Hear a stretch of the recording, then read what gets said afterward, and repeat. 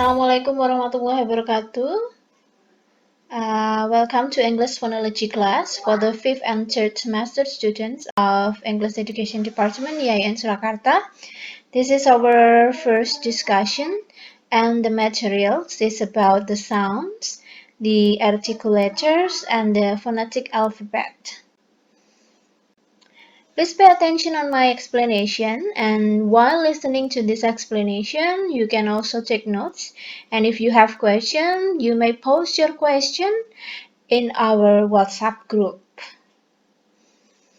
Okay, first of all, I would like to explain first about the contents of today's meeting.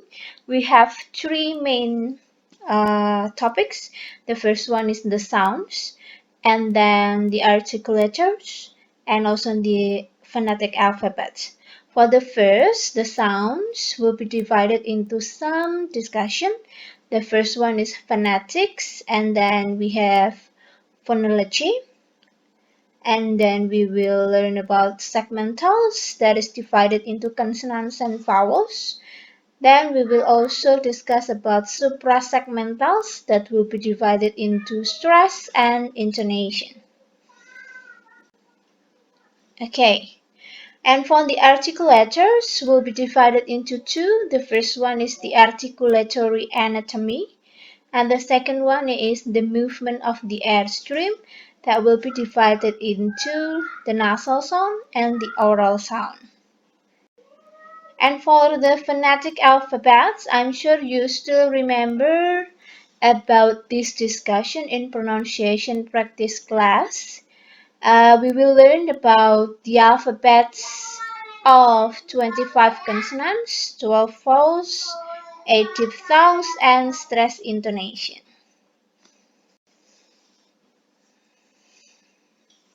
Okay, let's start from the sounds. Before we go to the explanation of the sounds, the articulators, as well as the phonetics alphabet, I would like to give you some introduction.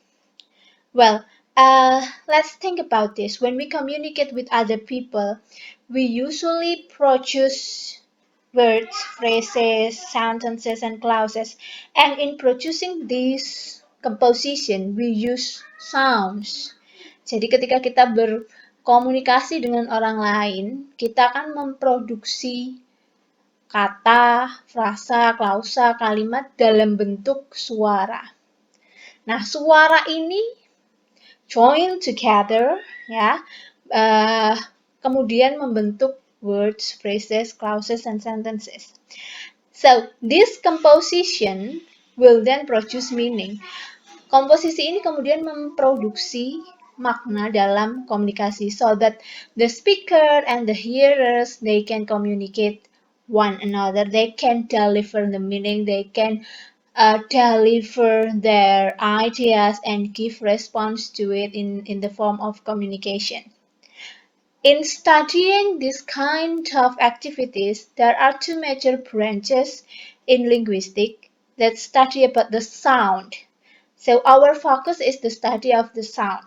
We have two major branches in linguistics. The first one is phonetics, and the second one is phonology.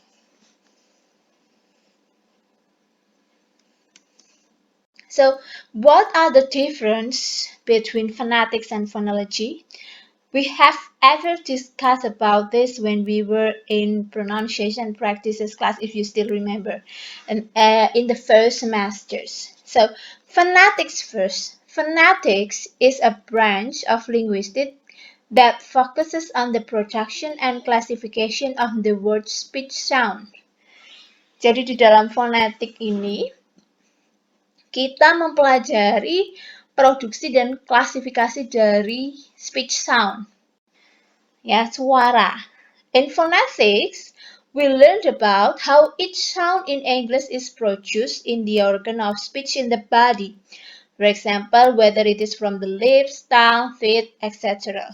Jadi kita mempelajari bagaimana setiap suara dalam bahasa Inggris itu dihasilkan oleh organ tubuh kita. Our organ of speech. Dari mulut, dari lidahkah, dari gigikah, dan sebagainya. And also how it is perceived by hearers, dan bagaimana sound ini kemudian ditangkap oleh hearers. Meanwhile, in phonology is the study of the pattern of sounds in a language. Phonology adalah ilmu yang mempelajari pattern of sounds dalam sebuah bahasa. And what will we learn in phonology? In phonology, we will learn about how speech sound behave in utterance and communication. Speech sound must be in a particular pattern to create meanings. Jadi, speech sound itu yang tadi dihasilkan oleh organ tubuh kita harus punya pattern tertentu sehingga bisa create meanings, menghasilkan makna. For example, when we say p, right? Probably the way you pronounce p will be different one another. Satu orang dengan orang lain mengucapkan p, satu dengan yang lain bisa berbeda. Tapi secara universal, p itu bunyinya seperti ini. And that is learned, studied in phonology. So this is the difference between phonetics and phonology. I put it in a table. Phonetics is descriptive linguistics, and then phonology is theoretical linguistics. Phonetics all speech sound, it is universal, seperti contoh saya p tadi. While phonology, the sounds of a particular language. Phonetics studies phones, mempelajari phones, mempelajari bunyi. Sementara phonology studies phonemes, mempelajari phonemes. Phonetics will be the basis for phonological analysis, while phonology will be the basis for morphological analysis, syntactical analysis, etc. Dan tingkatan-tingkatan di atasnya, basicnya adalah phonology. Phonetics is a physical aspect, while phonology is an abstract or mental aspect. Phonetic do not concern with meaning, nggak ada hubungannya dengan makna. While phonology, it concerns with meaning, berhubungan dengan makna. Okay, that is about the sounds for phonology and phonetics. Then we will move to segmentals. After phonetics and phonology, we will also learn about segmentals. Segmentals is actually the consonants and the vowels. I'm sure you still remember. We have learned about this in pronunciation practices class. But in pronunciation practices class, we learned how to pronounce it, right? While in phonology, we will learn about the pattern, about the AIRSTREAM, the difference between one and another. So it is more about the theoretical rather than the practice. Okay, let's go back. The segmentals consist of the consonants and vowels. The segmentals are essential analysis of individual phonemes in English. A phoneme itu apa? Phoneme itu adalah the smallest unit of a sound in a language. Bagian terkecil dari suara atau bunyi dalam sebuah bahasa. Why do we have to learn about segmentals? Of course, for knowing the articulatory anatomy involved in the production of consonant and vowels, and also for learning the phonetic alphabet system. Because we study about linguistics, so we have to understand the theory about this. Then what about suprasegmental? We have learned about this also in pronunciation practice. Suprasegmental refers to the stress and intonation. I have ever told you in the first semester that when we speak, when we communicate with other people, there is a rhythm in our utterances. Ada nada di dalam kata-kata kita yang kita ucapkan. If we talk without a rhythm, without stress and tone, we will be like a robot. Okay, so that is suprasegmental, the stress and the tone, and it is also called as the prosodic aspect of sounds.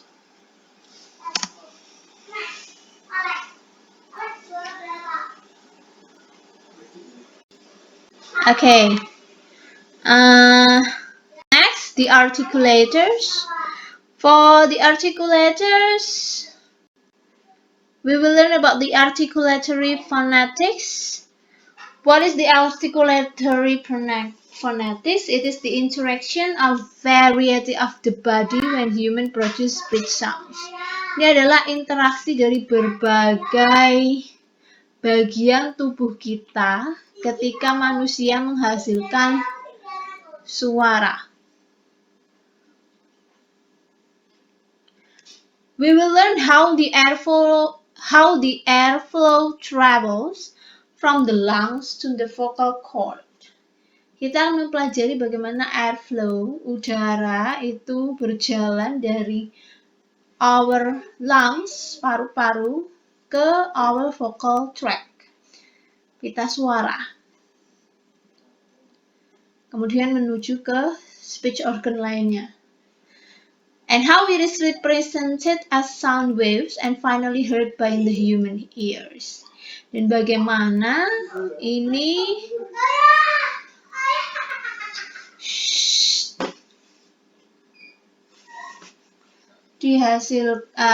kemudian direpresentasikan dalam bentuk sound waves and finally didengar oleh telinga manusia.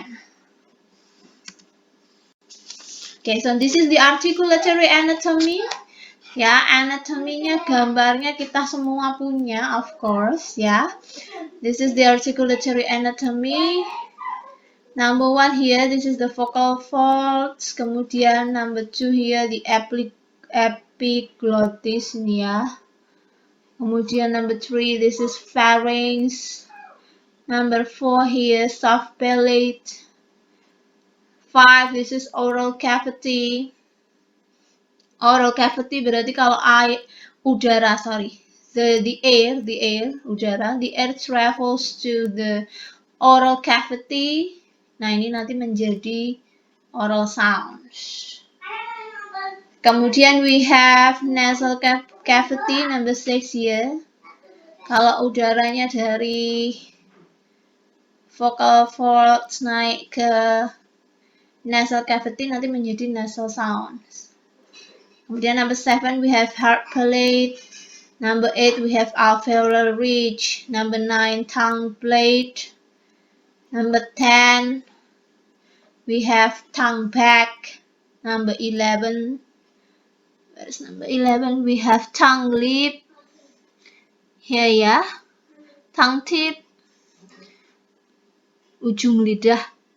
Number 12 we have teeth, and number 13 we have lips.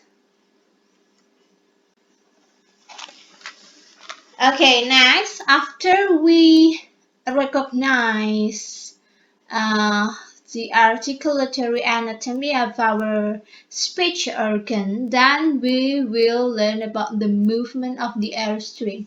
Pergerakan airstream di dalam our speech organ, dari lungs, paru-paru, kemudian itu bisa naik ke vocal cords, ya, and then there will be two types of sounds. Tadi saya sudah bilang, sempat mengatakan sedikit, if the air travels into the mouth, berarti lewat sini, kalau dari bawah ini ya, dari lungs, paru-paru, kemudian ke vocal folds, naik ke number 5, oral cavity, maka akan menjadi oral sound. Bunyi oral, karena keluarnya dari mulut. Ya. Tapi kalau dia airstreamnya ya, airstreamnya keluarnya dari mulut, maka oral sound. But if the air travels to the nasal cavity, naik udaranya tuh naik ke hidung. Kayak kalau kita bilang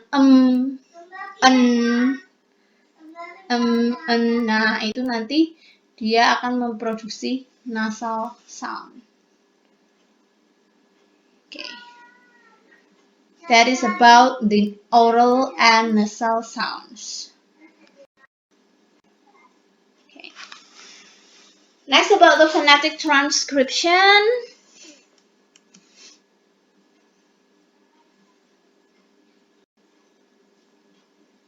All phonetic alphabets, sama saja ya, phonetic transcription, phonetic alphabets. I will learn many about phonetic alphabets in pronunciation practice class in the first semester. So the phonetic alphabet was created to help language researchers and learners to describe the sounds of language in the world. If you forget about the phonetic alphabet itu yang seperti ini loh, ini phonetic alphabet ini phonetic alphabet ya. This one is phonetic alphabet. Okay, so let's go back to the previous slide.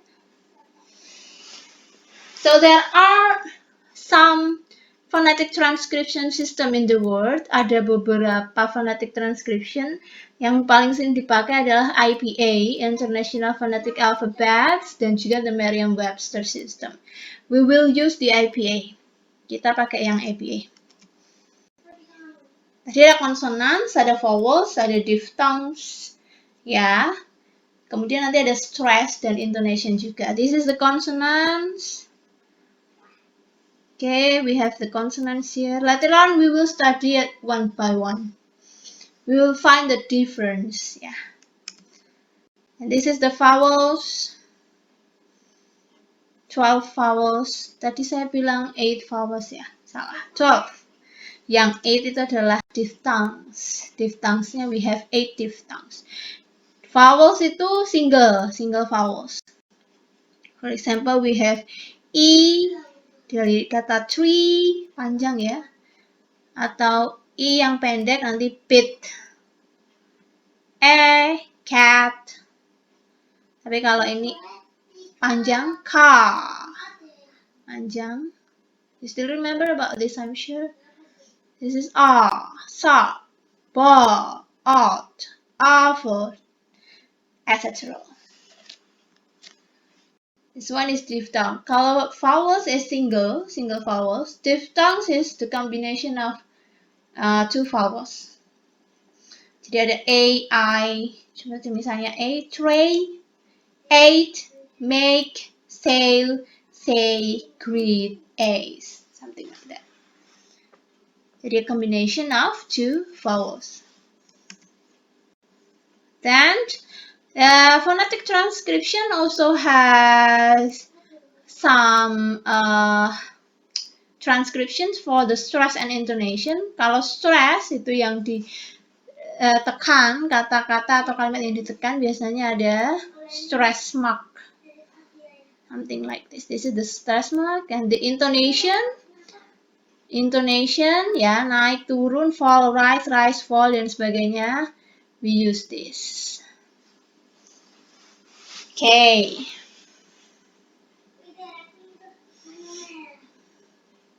Okay. I think that's all. This is for the first meeting. The first topic, for the first topic of the stress, the articulators, and also the phonetic alphabets. We will learn more about consonants, vowels, and also the suprasegmentals features in the following meeting. Thank you. Assalamualaikum warahmatullahi wabarakatuh.